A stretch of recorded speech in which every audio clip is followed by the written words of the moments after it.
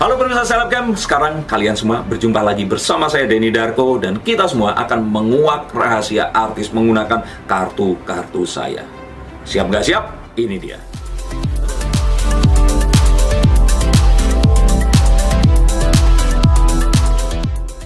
Jangan lupa ya di-subscribe dan nyalakan lonceng notifikasinya. Menyambung tentang nasib Roy Kiyoshi yang dipertanyakan kredibilitasnya, dia ini sebenarnya bisa nggak sih ngeramal dirinya sendiri, dan kenapa kalau bisa, kenapa ini semua terjadi? Kenapa ini bisa terjadi? Apakah ada seseorang yang melaporkan keberadaan atau hal yang terjadi dengan dia seperti ramalan saya di 2019 kemarin?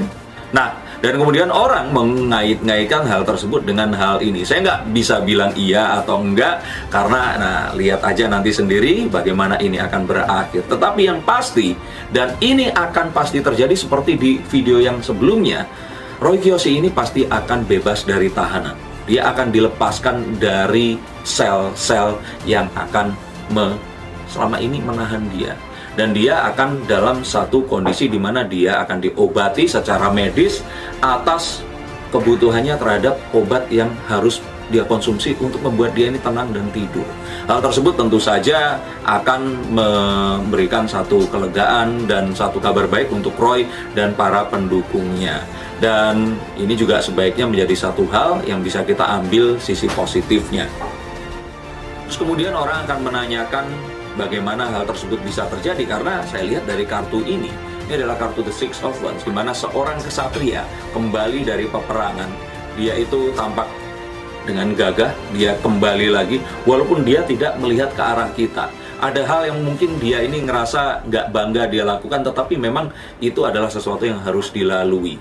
Ya seperti kalau kesatria harus pulang perang, kan dia di peperangan dia harus membunuh orang, harus mengancam dan sebagainya, tapi itu dia lakukan untuk kemenangan rakyatnya ini tadi. Dan dia akhirnya kembali dengan semua glorinya itu tadi, dia dielulukan oleh para pendukungnya yang ada di belakangnya ini tadi.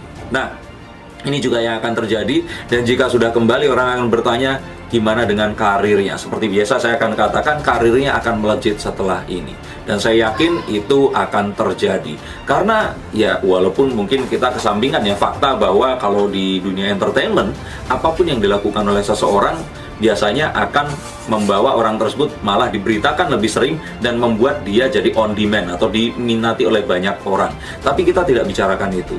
Ada satu artis yang sebelumnya juga terlibat duga menggunakan narkoba, akhirnya direhabilitasi, malah setelah itu karirnya melejit dan sekarang ini jadi artis nomor 1 mungkin di Indonesia. Saya lihat ini semua terjadi karena dia sudah menghadapi mimpi terburuknya. Dia udah melihat, dia udah merasakan di tahanan itu seperti apa, dan dia nggak mau seperti itu. Dan dia tahu itu adalah keteledoran dirinya. Ya tentu saja teledor karena Roy waktu mengkonsumsi itu dia nggak sadar yang dia konsumsi ternyata adalah obat yang mengandung satu zat psikotropika, walaupun itu dengan kadar yang terendah ya, benzo itu tadi. Jadi saya lihat kenapa dia akan karirnya melejit seperti ini, dilulukan karena sebenarnya secara nggak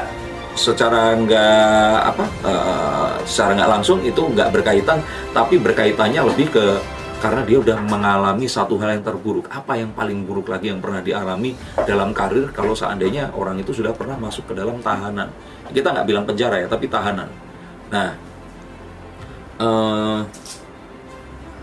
kemudian juga banyak yang bertanya, loh kok seperti ini tuh, mungkin nggak sih Roy itu sebenarnya bisa meramalkan ini? Mungkin nggak sih sebenarnya dia tuh sudah tahu ini semua? Nah, saya bilang ini kasusnya sebenarnya mirip dengan kasus saat Roy kemarin itu ditipu 300 juta ya kalau nggak salah ya. Nah, yang menipu itu orang terdekatnya. Jadi kalau saya bilang ini pun sepertinya melibatkan orang yang ada di dekat Roy. Jadi ada seseorang yang kalau dari ramalan saya ini tadi, bukan secara tidak langsung dia melaporkan, tetapi ada ketidakpuasan, ada ketidaksukaan, dan terus kemudian hal ini menjadi satu petunjuk sehingga akhirnya ini semua jadi terbongkar seperti itu. Ini hanya asumsi dari saya kalau saya lihat dari kartu dan kira-kira apa yang terjadi dan pernah terjadi sebelumnya. Dan melihat hal tersebut, Roy tidak bisa melihat hal tersebut karena ada emosi yang muncul di situ. kita tahu bahwa Roy ini adalah pribadi yang ya kita lihat dia vegetarian, dia juga seorang penganut Buddha yang taat. Jadi kalau saya lihat dia itu sisi kemanusiaannya amat sangat tinggi, bahkan dia itu mungkin tidak berani menuduh orang atau melihat sesuatu sebelum hal itu terjadi. Nah, itu yang saya kira yang kemudian menjadikan ini semua terjadi. Kalau ditanya, tapi apakah bisa sih? Apakah bisa nggak sih seorang paranormal itu meramalkan dirinya sendiri? Kembali lagi, saya bukan paranormal, saya seorang pengamat tanda, saya seorang praktisi dari kartu tarot ini tadi. Tapi kalau saya lihat dari pembicaraan saya bersama para paranormal seperti Mbak Yu, saya juga kenal dengan Ki Joko Bodo dan banyak yang lainnya, itu mungkin kalau diasumsikan, mungkin kalau dianalogikan seperti ini. Om Rudi Hadiswarno itu jago memotong rambut. Tapi sejago-jagonya dia, walaupun dikasih cermin yang besar dan alat paling mahal sekalipun, pasti jika dia diminta untuk memotong rambutnya sendiri, nggak akan lebih bagus dibanding dia memotong rambut orang lain. Ada beberapa hal yang kita tidak bisa lakukan secara mandiri kepada diri kita. Kalau make up mungkin bisa, tapi memotong rambut, melihat bagian belakang kepala kita, itu perkara yang lain. Dan kalaupun ternyata ada seseorang yang mengaku saya bisa kok melihat masa depan saya, itu pasti nggak akan bisa terlalu objektif. Karena misalkan saya akan bilang, saya akan sakit 2 minggu lagi.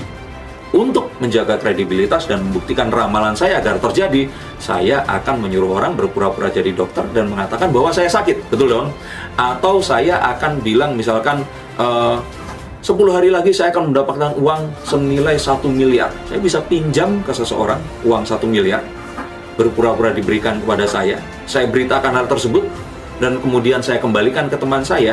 Hasil dari pemberitaan itu jika dibagi akan tetap seimbang untuk saya dan teman saya. Jadi memang ternyata ya hal tersebut nggak bisa kita buktikan secara langsung, tapi hal tersebut memang dihindari oleh para paranormal ini tadi. Dan sebenarnya yang ingin saya sampaikan juga seperti hal-hal yang lainnya yang saya sampaikan juga untuk kasus yang lainnya. Saat ini terjadi terus kemudian semua orang membuli Roy. Saat ini semua terjadi kemudian semua orang menyalahkan dia. Seakan-akan semua yang dilakukan di masa lalu itu sudah hilang menguap begitu saja. Ingat, Roy ini sudah ada sekian lama menghibur kita dengan apapun dan skill yang dia punya. Dan dia menginspirasi kita juga dengan banyak hal yang lainnya. Dan harapannya kita tidak melupakan itu dan kemudian membuli Roy habis-habisan. Karena ini juga menjadi satu hal yang juga dia sayangkan dan meruntuhkan semua kepercayaan dirinya. Dan harapan kita orang-orang seperti Roy ini adalah orang-orang yang terus ada di layar kaca untuk bisa memberikan yang terbaik dari dirinya untuk bisa menghibur kita semua masyarakat Indonesia. Pertanyaan.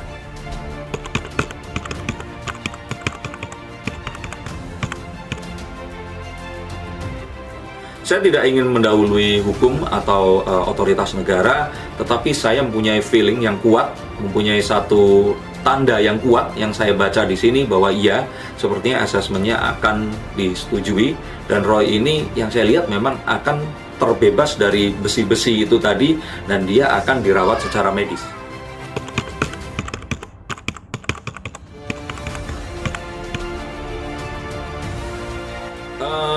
Kita bicarakan kasus Roy di sini bahwa kalau terlibat narkoba bermasalah atau tidak. Nah, tergantung itu tadi. Kalau di sini dan di kasus sebelumnya, ini adalah orang-orang yang memang terpapar oleh sesuatu yang berbahaya itu tadi, tapi dia tidak menyadarinya.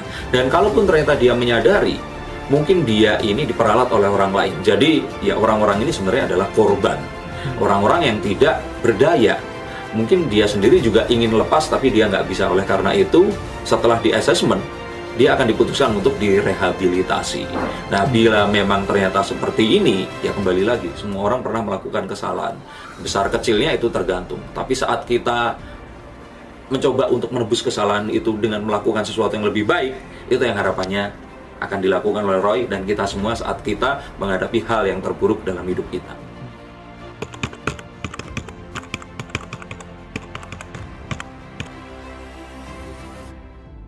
Nah, seperti yang tadi saya katakan di sini, mungkin kalau dari pihak yang kemudian menangkap nggak akan bisa menjelaskan itu karena hal tersebut tentu saja akan konfidensial.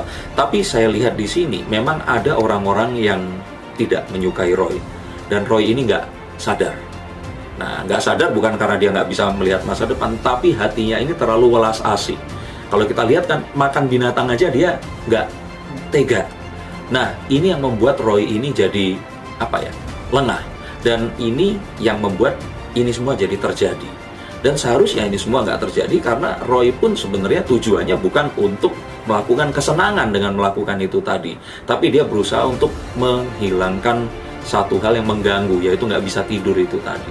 Ya walaupun apapun itu tadi, kembali lagi kepada kita semua, bahwa apapun yang akan kita masukkan ke dalam tubuh kita, kita harusnya tahu dan kita lihat baik-baik. Cuman dalam hal seperti ini, nah Roy itu tadi melakukan kesalahan, makanya tetap salah, tetap disidangkan dan di assessment sesuai dengan hukum. Dan saya sih yakin ini akan terbukti nggak bersalah, karena ya walaupun saya nggak terlalu akrab pada Roy, tapi saya percaya Roy nggak melakukan itu. Terima kasih sudah menonton tayangan ini. Satu pesan kepada kalian semua dari saya adalah harapannya kita semua bisa selalu mengambil hal-hal yang positif dari apapun yang terjadi terhadap orang-orang yang ada dan kita bahas tadi. Ingat, sesuatu yang positif saja. Yang negatif kita tinggalkan. Dan pasti ada sesuatu yang akan merubah hari kita lagi. Dan pasti ada sesuatu atau nilai-nilai lain yang akan membuat kita menjadi lebih baik dan merubah hari kita menjadi lebih baik daripada sebelumnya. Tapi ingat, berbicara tentang melihat masa depan, tidak ada satu cara yang paling bagus untuk memprediksi masa depan dan menerawangnya kecuali dengan menciptakan masa depan itu sendiri. Saya Denny Darko, terima kasih dan sampai jumpa. Jangan lupa ya di subscribe dan nyalakan lonceng notifikasinya.